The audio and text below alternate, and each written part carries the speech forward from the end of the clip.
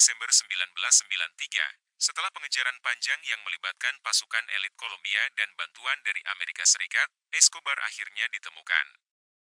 Ia tewas dalam baku tembak di atap sebuah rumah di Medellin.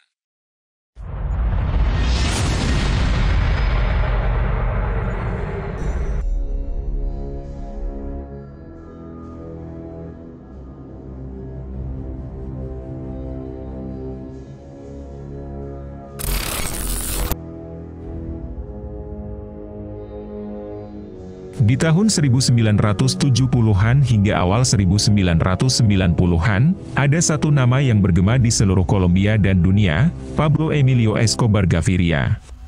Ia adalah pria dengan banyak julukan, El Patron, Don Pablo, atau bahkan The King of Cocaine. Tapi siapa sebenarnya Pablo Escobar? Apa yang membuatnya begitu legendaris dan mengerikan?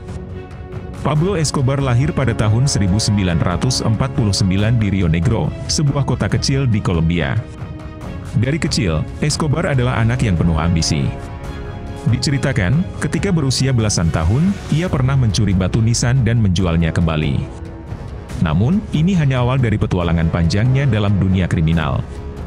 Pada akhir 1970-an, Escobar mulai terlibat dalam perdagangan kokain. Bisnis ini ternyata sangat menguntungkan, lebih dari yang pernah ia bayangkan. Dengan cepat, ia mendirikan kartel Medellin, organisasi narkoba terbesar dan paling berbahaya di dunia saat itu. Pada puncak kekuasaannya, kartel Medellin mengontrol 80% perdagangan kokain dunia, menghasilkan sekitar 420 juta dolar AS per minggu. Bayangkan, Pablo Escobar hampir seperti memiliki negara sendiri dengan kekayaannya. Tapi kekayaan yang besar ini datang dengan harga yang sangat mahal. Untuk mempertahankan kekuasaannya, Escobar tidak segan-segan menggunakan kekerasan. Ia dikenal dengan moto, plata o plomo, yang berarti, perak atau timah. Ini adalah cara Escobar menawarkan suap atau ancaman kepada siapapun yang berani melawan, entah mereka menerima uangnya atau peluru dari pistolnya. Korupsi dan teror menjadi senjata utamanya untuk mengendalikan pejabat pemerintah, polisi, bahkan jurnalis. Namun, ada sisi lain dari Escobar yang jarang dibahas. Di Medellin, kota kelahirannya, ia dianggap oleh sebagian orang sebagai pahlawan rakyat. Mengapa? Karena Escobar sering menggunakan sebagian kekayaannya untuk membantu kaum miskin. Ia membangun rumah, lapangan sepak bola, rumah sakit, dan sekolah. Orang-orang yang hidup dalam kemiskinan melihatnya sebagai Robin Hood modern. Pablo tahu betul bagaimana caranya membeli cinta dan loyalitas dari masyarakat. Tetapi semakin besar kekuasaannya, semakin besar pula musuh-musuhnya. Pemerintah Kolombia dan Amerika Serikat memutuskan untuk bersatu melawan Escobar. Sebuah operasi besar-besaran diluncurkan untuk menangkapnya. Di sisi lain, Escobar juga menghadapi ancaman dari kelompok-kelompok rival dan gerilyawan yang ingin merebut kontrol perdagangan narkoba. Pada tahun 1991, Escobar menyerahkan diri ke otoritas Kolombia.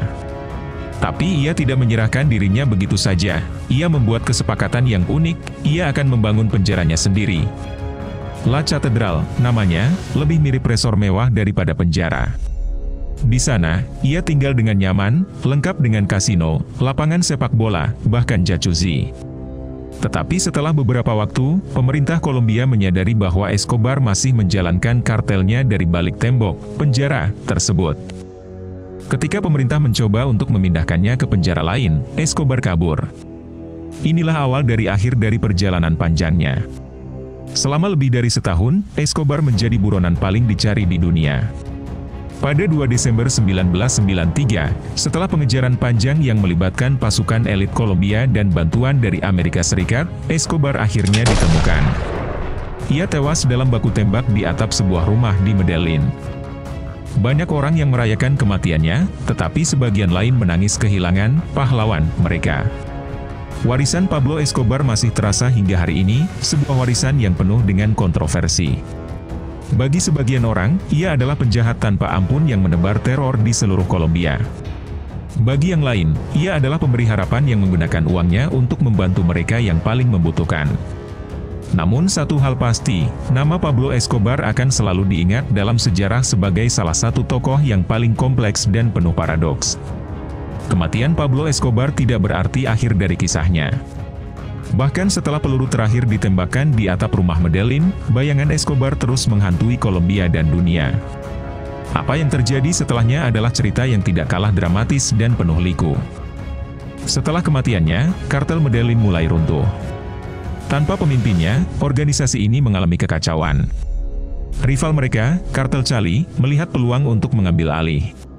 Begitu pula dengan para kelompok paramiliter dan gerilyawan di Kolombia, yang juga terlibat dalam perdagangan narkoba, mereka mulai bertarung satu sama lain untuk memperebutkan kekuasaan dan wilayah.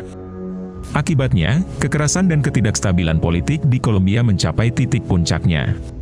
Namun, warisan Escobar bukan hanya soal kekerasan. Di Medellin, banyak orang yang masih mengenangnya dengan penuh nostalgia. Beberapa keluarga yang dulu dibantu oleh Escobar tetap menganggapnya sebagai seorang dermawan yang membantu mereka keluar dari kemiskinan. Bahkan hingga hari ini, Anda masih bisa menemukan mural dan lukisan Escobar di beberapa bagian kota Medellin, tempat ia dihormati sebagai semacam legenda urban. Tetapi, generasi baru di Kolombia memiliki pandangan yang berbeda. Mereka lebih kritis terhadap peninggalan Escobar.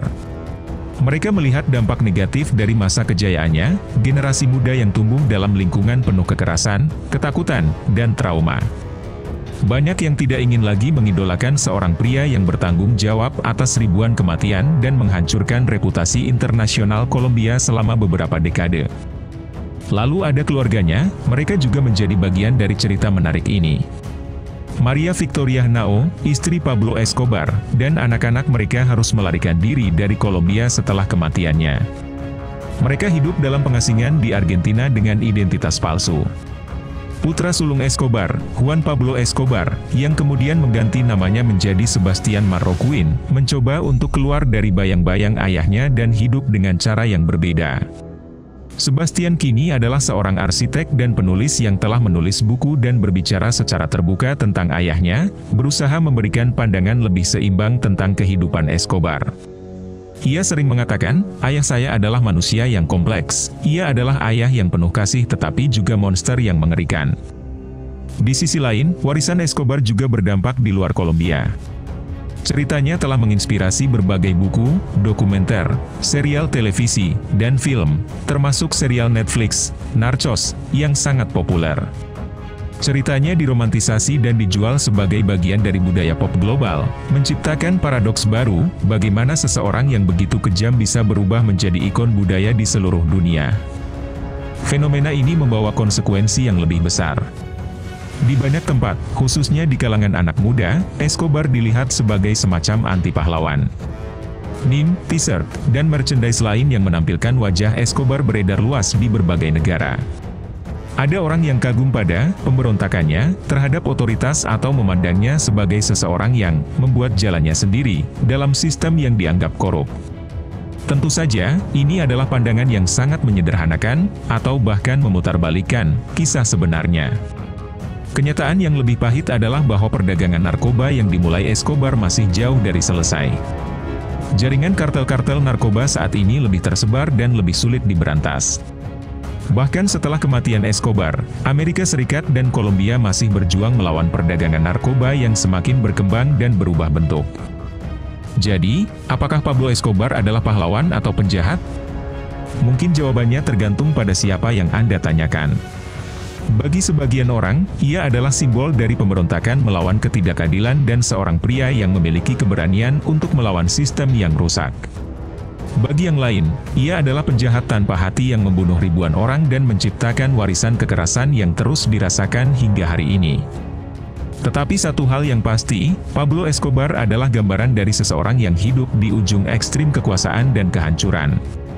Ia menunjukkan kepada kita bagaimana kekuatan dan ambisi bisa menuntun seseorang ke puncak tertinggi dan ke kedalaman paling gelap.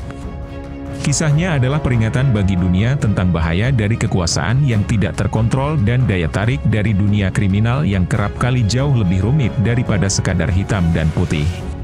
Terima kasih sudah menonton video ini. Jangan lupa untuk like, komen, dan subscribe jika kamu menikmati konten yang kami bagikan.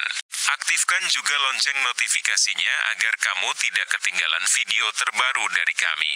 Kalau ada pertanyaan atau saran, tulis di kolom komentar di bawah. Sampai jumpa di video selanjutnya.